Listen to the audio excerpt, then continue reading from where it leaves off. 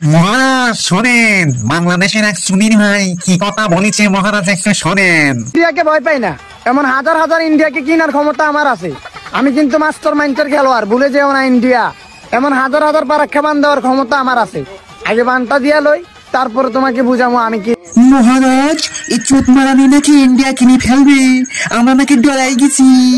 ও চুত মারানি জানে না আমরা কি জিনিস।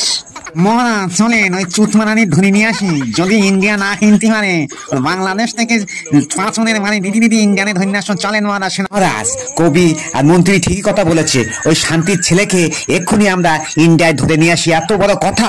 এই যে সেনাপতি, এক্ষুনি সৈন্য সামন্ত নিয়ে বেরিয়ে যাও বাংলাদেশে। ওই বালককে গ্রেফতার করে নিয়ে এসো, আর ওর কে বলো ইন্ডিয়াকে কিনতে। যদি না পারে, আমি কৃষ্ণনগরের রাজা, ওই বালক যদি ইন্ডিয়া না কিনতে পারে, ওকে ধরে নিয়ে এসে পদের মধ্যে আঁচলা বাল ঢুকে দিয়ে বাংলাদেশ ভারতের প্লেয়ারের পাশে ওকে থুয়ে আসবে।